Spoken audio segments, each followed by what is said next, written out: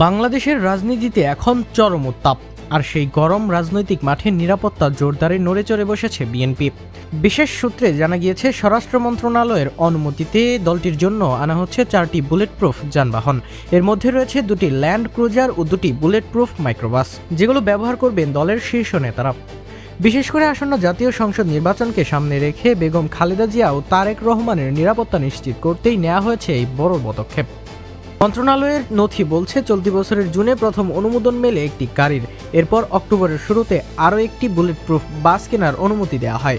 গাড়িগুলো কেনার ব্যাপারে এখন জাপানের সঙ্গে আলোচনা চলছে বলে জানা গিয়েছে। বিএনপির নিরাপত্তা উপদেষ্টা অবসরপ্রাপ্ত মেজর ফজলে ইলাহি আকবর জানান, নির্বাচন ঘিরে খালেদা জিয়া ও তারেক রহমান সারা দেশে প্রচারে যাবেন, জনগণের সঙ্গে সরাসরি যোগাযোগ করবেন। তাদের সর্বোচ্চ নিরাপত্তা নিশ্চিত করতেই বুলেট প্রুফ যান আনা হচ্ছে। অন্যদিকে স্বরাষ্ট্র মন্ত্রণালয়ের কর্মকর্তারা জানিয়েছে, রাজনৈতিক দলের জন্য বুলেট প্রুফ গাড়ির অনুমতি সাধারণত খুবই বিরল, তবে নির্বাচনী ঝুঁকি বিবেচনায় এসব ব্যাপারে অনুমতি দেওয়া হয়েছে। বাংলাদেশের আমদানি সূত্র অনুযায়ী জাপান ও জার্মানি সাধারণত এই ধরনের গাড়ি সরবরাহ করে থাকে। একটি বুলেট প্রুফ গাড়ির দাম প্রায় $2 লাখ, আর শুল্কসহ মোট খরচ দাঁড়াতে পারে প্রায় 2,20 লাখ টাকায়।